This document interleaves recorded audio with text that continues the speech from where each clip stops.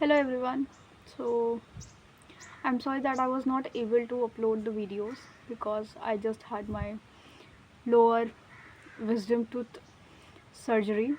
So I'm having a little bit of swelling also on my face. That's why I have just covered it.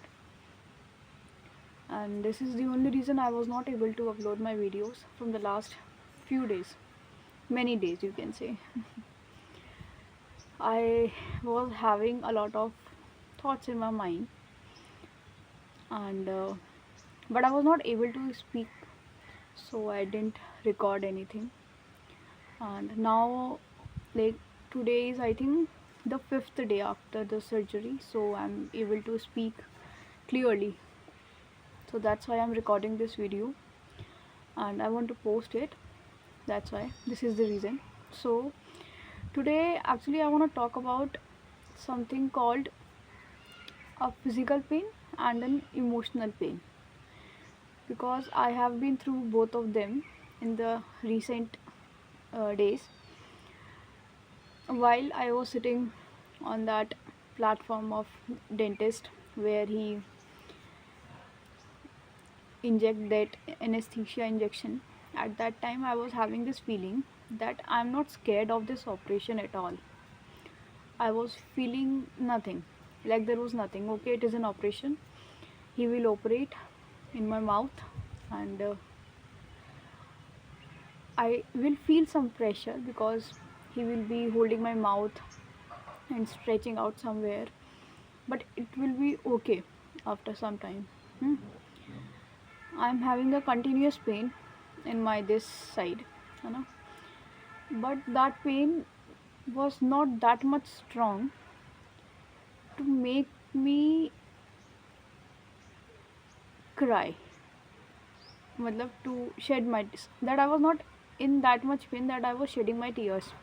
But if someone said something, just even a small thing, even a single sentence, even a single word, I used to cry. I'm that much emotional person. But while as in being in physical pain, I was feeling nothing. So this is the thing that I realized on that day, and I thought the very first video I will be making after the recovery or after healing some. So that's why I'm recording this video today, and I feel that this is true, that I'm able to accept or I'm able to uh, kind of to have that pain, physical pain. I can accept it. आप मुझे मार लें, आप मुझे चोट पहुंचा दें, है ना, हड्डी वड्डी टूट जाए, कुछ भी हो जाए, वो पेन एक्सेप्टेबल होता है. बट आपको जब कोई कुछ कह दे तो वो एक्सेप्टेबल नहीं होता. And I think this is what I think. I don't know what to say, if it is good or not. I don't have anything in my mind. I'm just explaining this to you because I just felt this on the day of the surgery. Like how strong I am or how weak I am, I have no idea. I can be strong that I'm able to handle my physical pain, but I can be weak too because I was not able to handle my emotional pain, and which is very, very important because while making any decision, while being in an emotional state, it's really very important to have that decorum kind of thoughts or have your mind in the right place to take any decision, to say something to someone. Like the words should be, the sentences should be correct, कि आपको बाद में ऐसा ना लगे यार मेरे emotions में आके ये क्या कह दिया, है ना. आपको हमेशा अपने माइंड से काम लेना चाहिए. तो मुझे ऐसा लग रहा है अभी कि बात करते करते मैं ये समझ में आ रहा है कि अगर आप इमोशनली स्ट्रांग नहीं है, that means you are weak. कोई आया, अरे किट्टू आया. He is my brother, cousin brother, he is coming, he is my cousin. Just give me 2 seconds. Hello Kittu. अरे वीडियो चल रही है. अरे हेलो कर दो इसमें ऐसे. हेलो. ये निक्कू है और ये किट्टू था. ये किट्टू अच्छा ठीक है, इसके बड़े भाई का नाम निक्कू है. और बताओ कैसे हो? इतने सारे पेड़ क्यों काट रहे हैं? अरे आग जलाते हैं ना हम। हम भी तो आग जलाते हैं। चल तो हम भी तो जलाते हैं। आप भी जलाते हो? इतने सारे घास, अगर सारे पेड़ तोड़ दिए तो बहुत बड़ी आग जल जाएगी, पूरी आसमान तक चले जाएगी। अभी इसमें आग लगा देंगे, है ना? आप सेक लेना, ठंड हो रही है ना काफी, है ना? और तो पहले कितना कोहरा था ना। अच्छा वहाँ जल रही है, गेट खोल दो। खुलेगा? लाओ मैं खोल देती हूँ।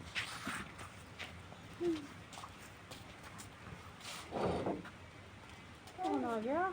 बनी नहीं वीडियो? कहाँ आगे पीछे? कोई बात नहीं, गाजर खा लो। Wow very good. अभी ने कहते थोड़ी देर में आई हूँ मैं दीदी। वाओ वेरी गुड, खाओ। है ना, तो थोड़ी देर बाद आई हो। तो कैसे आए तुम यहाँ पे? So back where I was. मुझे लगा फिर कोई आगे बाइक की आवाज़ आ रही है। सो आई वॉज एट कि if you are not emotionally strong that means you are not strong at all. If you can endure your physical pain, that's a different thing, but being emotionally strong is the person who is strong, I think, according to me. Sometimes I don't know what I'm saying, but I know what I'm saying, and I'm not able to explain sometimes. So I think this is a problem, but it's okay, I'm fine with it. I don't have any problem with it. हाँ तो I am back. Sorry हाँ, disturbance के लिए थोड़ा हो रहा है. वैसे तो एडिट कर दूँगी मैं, उसको कट करके लगा दूँगी, but still I will have some videos, क्योंकि बातें चलती हैं ना तो अच्छा लगता है. So this is all that I want to say, and I think I figured out this good topic, I can say, and maybe I should talk about this more in my future videos also, and I will be talking about this obviously, because it is really important to have the power to control your emotions. Like my father always say कि मन के control में मत रहो, मन को अपने control में करो. मतलब he is having a proverb of this, I am just telling you the meaning of that. तो ये है, लेकिन मेरे साथ क्या है ना, मैं मन को control somewhere I use to do, but in some places I can not. जैसे कि अभी मेरी सर्जरी थी तो डॉक्टर ने खट्टा खाने को मना किया है ना. उसने पहले उन्होंने डॉक्टर ने बोला पहले कि आपको ठंडा ठंडा खाना खाना है एक दिन.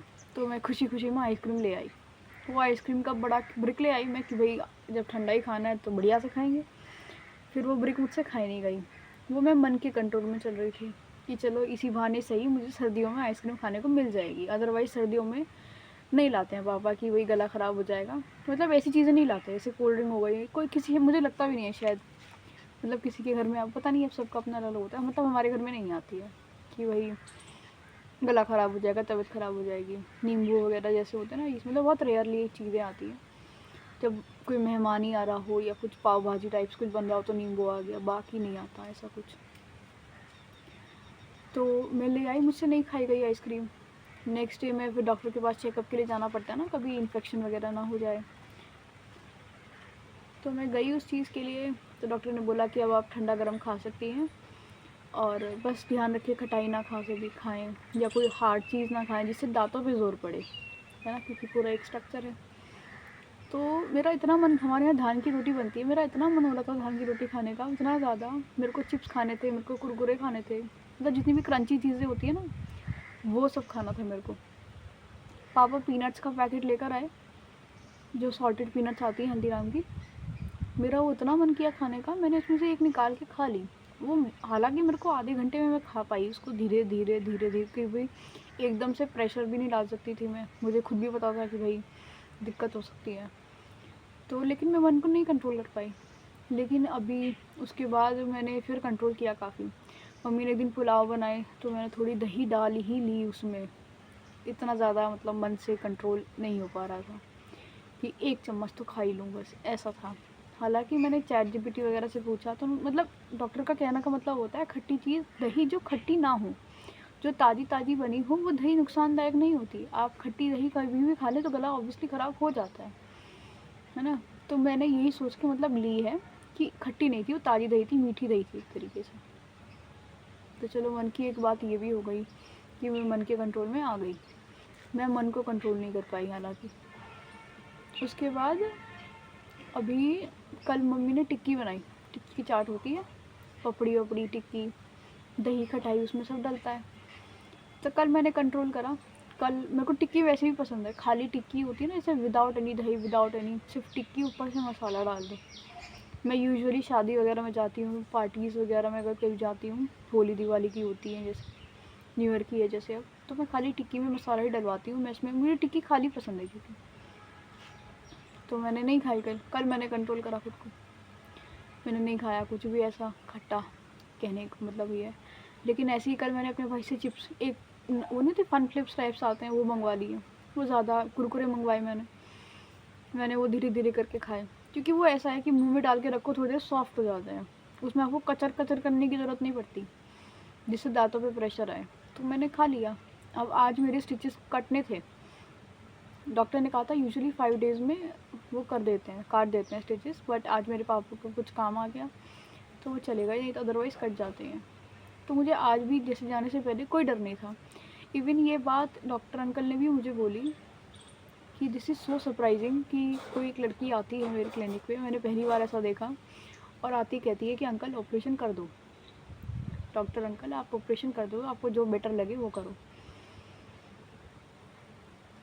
तो मतलब मेरे को लगा कि यार सही में, मतलब मेरे अंदर इतना कॉन्फिडेंस है जब मैं, और हाँ जब मैं गई भी ऑपरेशन के लिए तो I went alone over there.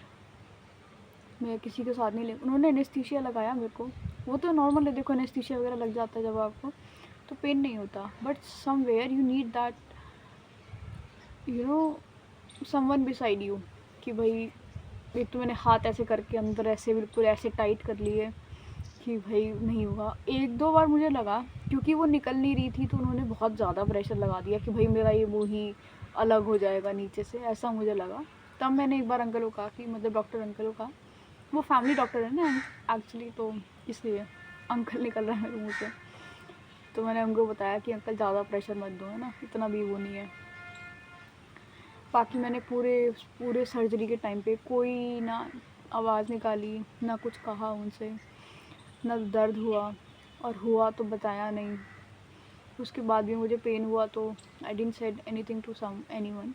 हाँ ये है कि जब मुझे चक्कर आए ना, 2 बार मैंने जैसे कि हुआ ऐसा बीच में इसी पूरे सर्जरी के प्रोसेस में, मतलब जब से 3 दिन पहले से दवाई चलती हैं, फिर आपकी 4th डे सर्जरी होती है, after that you are taking medicine. तो on the very 2nd day after taking medicine मेरे को चक्कर आए, और अभी शायद परसों मेरे को चक्कर आए, बस 2 बार।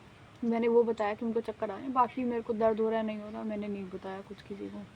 स्वेलिंग थी काफ़ी, बहुत ज़्यादा स्वेलिंग थी, मतलब कि इतना ज़्यादा स्वेलिंग था, गर्दन तक स्वेलिंग था। अभी तो काफ़ी ठीक है, अब देखो, लेकिन ज़्यादा मैं बोल दी ना तो मेरे को थोड़ा।